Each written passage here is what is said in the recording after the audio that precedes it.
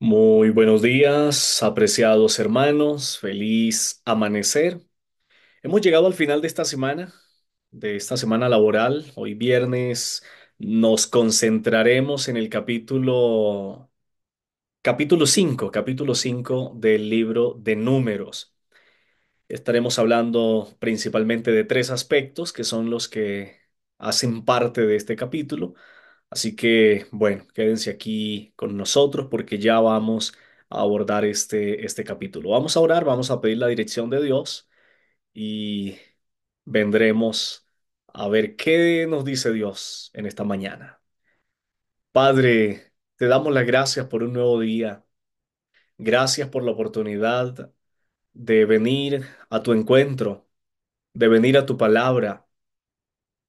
Gracias por regalarnos un nuevo día y sobre todo porque sabemos que siempre estás al control de todas las cosas. Perdona nuestras faltas, perdona nuestros pecados y háblanos en esta hora por medio de tu palabra, te lo pido, oh Señor, en el nombre de Jesús. Amén. Amén. Muy bien, Números, el capítulo 5 nos habla de tres elementos. El primero, la expulsión a los impuros. El segundo, la ley de restitución cuando se ha agraviado a alguien. Y el tercero, un ritual que se hacía en caso de infidelidad o de celos. Son los tres elementos que aborda el capítulo 5. Entonces vamos al primero de ellos. Dios está dando indicaciones claras desde los versículos 1 al 4. Le está diciendo a Moisés lo que tiene que hacer en caso de que hayan en el campamento leprosos, personas que padezcan de flujo de semen o que hayan tenido contacto con muertos. Dice, tanto a hombres como a mujeres se echarán fuera del campamento para que no contaminen el campamento. A veces nosotros nos preguntamos por qué. Pues no es algo, pues tremendamente. De pronto el leproso, sí, dice uno, pero lo otro, ¿por qué razón? No es tan fácil quizás si lo vemos con los lentes del contexto actual. Pero si lo revisamos con los lentes, es decir, si nos colocamos las gafas de ese tiempo, entonces nos vamos a dar cuenta que por temas de salubridad era necesario hacerlo. Y Dios estaba evitando quizás incomodidad en el campamento, contaminación en el campamento y sobre todo preservar a un pueblo limpio, a un pueblo puro, a un pueblo santo. Pues cualquier persona allí que sufriera de lepra podría contaminar. Recordemos que en un espacio muy poco habían más de 600.000 hombres, eso sin contar las mujeres y los niños. Si hacemos la sumatoria total, nos está hablando de más de 1 millón de personas concentradas en un espacio pequeño y un brote de alguna epidemia, algún brote allí en el campamento significaría pues una calamidad realmente, una situación no fácil, bien compleja en el tema de la salud. En segundo lugar, ah, el segundo punto justamente tiene que ver con el hecho de la dificultad que había para bañarse, para estar limpios. Entonces, una persona que había tenido emisiones de líquidos, de semen, incluso es la misma indicación que se va a dar posteriormente para el periodo de las damas, no tiene acceso al agua, no puede bañarse. Va a estar allí contaminada, va a estar allí con el sudor, con el calor del día, el sudor, allí un revuelto de olores, por así decirlo, de incomodidad, y pues eso podría también generar incomodidad en las demás personas. Entonces Dios dice, toda persona que tenga esto, lo van a sacar del campamento. Ahora, entendamos lo que tampoco es que, mijito, váyase a ver y ya aquí no vuelves más o vaya y duerma por allá. No. Había lugares dispuestos para que estas personas fueran. No, no es que van a quedar 100% desamparados, entonces me voy a acostar aquí desprotegido completamente. No, no. Eran apartados, eran expulsados de ahí, del núcleo, de la parte central, pero eran llevados a lugares dispuestos justamente para eso. Es decir, no quedaban completamente desprotegidos, porque si no estarían a merced pues de las bestias, pero eran llevados a los lugares dispuestos. Los leprosos, pues para no contaminar al pueblo, los que habían tenido contacto con muertos, con cadáveres, pues también para no generar ah, posibles infecciones o brotes en el campamento. Yo recuerdo hasta hace algún tiempo, yo no sé los médicos si lo van a creer o no, pero por lo menos yo soy testigo de que eso es una realidad. Existía ese tema del vaho de los muertos. Y entonces un niño que se acercaba a un muerto, podía ese vapor que se emitía allí generarle complicaciones en la salud.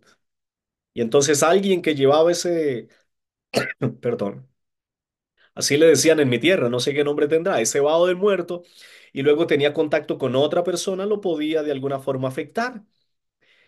Por esa razón, Dios dijo, el que toque un cadáver, el que tenga contacto con un muerto, fuera del campamento, hasta que esté limpio. Y Dios ahí había dejado indicaciones cuánto tiempo tenía que pasar, luego tenían que bañarse, purificarse para volver al campamento, no, no eran erradicados eternamente y para siempre.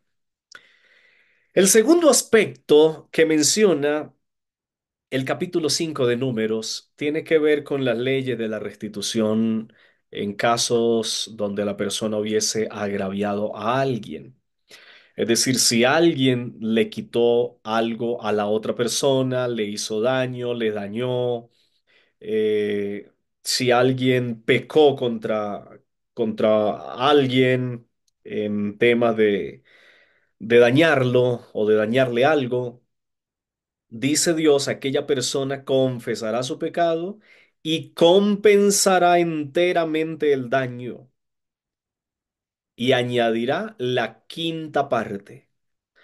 Vamos a suponer, aquí solamente como ejemplo, que alguien le dañó, a ver, ¿qué viene a mi mente? Una bicicleta que está valorada en 200.000 pesos, vamos a suponer. Entonces, si alguien le dañó la bicicleta al vecino, debe repararle el valor de la bicicleta, en este caso 200.000 pesos, más la quinta parte, que en este caso serían 40.000 pesos más. Eso lo tenían que hacer. Cada vez que alguien pecaba contra otra persona, le dañaba, lo dañaba, le causaba algún malestar. Y pues todo esto tenía como propósito justamente eh, conservar el orden, evitar que se dieran altercados, que se dañaran cosas unos con otros. Y incluso si la persona no tenía ya a quién devolverle porque no estaba, porque la persona había muerto, había viajado por alguna situación, debía reparar o debía indemnizar al pariente más cercano. Y si no había ningún pariente más cercano, entonces debería llevar esa indemnización al sacerdote. Esta era la ley en cuanto a la indemnización, reparación, restitución, cuando se generaban daños, cuando se hacían daños, lo que hoy llamaríamos daño en bien ajeno. Y esta era la ley que Dios había dejado. El tercer punto, el tercer elemento que aparece en el capítulo 4 es, capítulo 5, perdón, es a partir de los versículos 11. Y es un ritual, es una ley establecida para cuando un marido sospechaba que su esposa se había acostado con otro hombre, tenía sospechas, cuando estaba sospechando que su esposa le estaba siendo infiel. Y dice el texto, le daban esos ataques o esos arrebatos de celo, entonces Dios estableció algo y dijo, ok, vamos a hacer algo. No así cuando estaba claro, porque cuando estaba claro, es decir, cuando había la evidencia, recuerden ustedes que se apedreaba tanto al hombre como a la mujer por haber cometido adulterio. Pero cuando el hombre decía, es que yo presiento que mi esposa me está haciendo infiel, Pues no tengo pruebas, no tengo pruebas, pero tengo celos, me da la impresión, mi esposa ha cambiado, ya no me atiende, bueno, sea cual sea la situación, tengo sospechas. Entonces el texto dice que tenía que llevarla al sacerdote, tenía que presentarla ante el sacerdote, tenía que llevar una ofrenda. Esa ofrenda tenía pues unas características justamente que cumplir, allí está de los versículos 15 en adelante. Y luego el sacerdote tenía que proceder, el sacerdote tenía que ah, poner a aquella persona delante de Dios, hacer un juramento, tomar un poco de polvo, hacer allí una bebida. Y resulta que a la persona, a la mujer, se le daba a tomar esa bebida. Pero antes de dársele a tomar esa bebida, se le decía, bueno, mi querida dama, si usted es culpable, al tomar esta bebida, su vientre se le va a hinchar y sus muslos se van a caer. En otras partes, se va a volver estéril y va a quedar pues afectada físicamente. Si usted es inocente, no va a pasar absolutamente nada con usted. Y la mujer tenía que decir amén y amén. Eso lo tenía que responder. Y entonces se hacía el ritual, se pronunciaban las palabras, se pronunciaban las maldiciones, ahí estaban las maldiciones, y luego se le daba esa agua amarga para que tomara.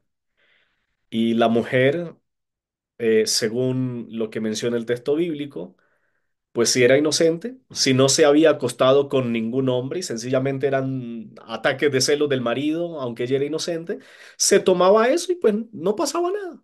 Sencillamente no pasaba nada. Se la tomó y ya, quedaba libre. Pero si se tomaba esa agua amarga y su vientre se inflamaba, se caía su vientre, sus muslos, pues entonces era la manifestación de que aquella mujer había sido infiel a su marido y ahora pues tenía que afrontar o enfrentar las consecuencias de su infidelidad. De esto se trata la tercera parte del libro, del capítulo. Y pues bueno, tres elementos mencionados en este capítulo que buscan mostrarnos cómo Dios, en una época donde pues no existe el avance que existe hoy día, ¿no? Ni en salubridad, ni en ciencia, ni en nada, Dios, por medio de sus leyes y de sus ordenanzas, mantuvo el orden para que no hubiesen epidemias, para que no hubiesen contaminaciones. No hay registros bíblicos en los cuales eh, dentro del pueblo de Israel se hubiese levantado una epidemia diferente a los momentos de desobediencia cuando Dios tuvo que enviar pues ciertas plagas, ciertos tumores, ciertas cosas, o permitir que sucedieran mejor. Pero diferente a eso, siempre el pueblo de Israel fue un pueblo saludable, un pueblo que no pasó por esas brotes de enfermedades, porque cumplieron, porque se ciñeron a los mandamientos. Y también, por supuesto, el, el tema de la fidelidad entre esposos. Dios se proponía conservarlo, que hubiese fidelidad, que no hubiese allí adulterio. Aún así sucedió muchas veces, pero si Dios no hubiese entablado estas leyes, pues creo que hubiera sido muchísimo más común. Así que todo lo que Dios se propuso, todo lo que Dios estableció aquí para reparar a los culpables, apartar a los impuros, descubrir a los infieles, todo tenía el propósito, pues, de conservar al pueblo sano, conservar al pueblo íntegro, es decir, sin que le fuesen a hacer mal a otras personas, y conservar la familia sólida sin que se dañara por causa de la infidelidad. Eso mismo Dios lo quiere hoy con nosotros.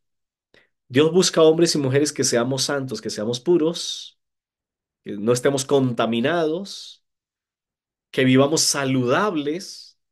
También Dios espera personas que siempre le hagamos el bien a los demás y no el mal, pero también Dios espera que moralmente los hogares estén limpios, que no andemos enredados en cuentos, infidelidad, adulterio, ni nada por el estilo.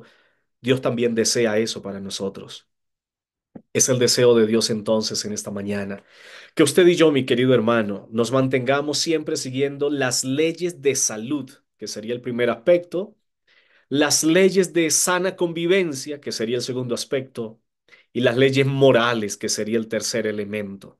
Si hacemos lo que Dios nos pide, pues hoy día también tenemos leyes en la salud, en la convivencia y en lo moral. Si hacemos lo que Dios nos pide en relación con esos tres elementos, creo que vamos a vivir bien, felices y sin mayores problemas. Ojalá que seamos conscientes de eso. Vamos a orar. Padre, gracias por darnos tu palabra y por hablarnos por medio de ella. Permite, Señor, que no seamos sordos a tu voz, sino que por el contrario podamos entender nuestra responsabilidad social, moral y poner nuestro granito de arena para que toda la sociedad, las familias, para que todos estemos bien, Señor. Danos tu bendición en esta hora, acompáñanos y bendícenos. Te lo pedimos en el nombre de Cristo Jesús. Amén y amén. Un abrazo, mis queridos. Bendiciones del cielo. Dios les acompañe y les guarde. Mañana nos vemos en la iglesia. Es Cena del Señor. Los esperamos temprano. El sermón estará siendo predicado temprano en la mañana, antes del servicio de la Cena del Señor. Así que los invitamos para que todos estemos muy puntuales allí. 9 de la mañana estamos dando inicio a la programación. Un abrazo para todos. Dios les acompañe.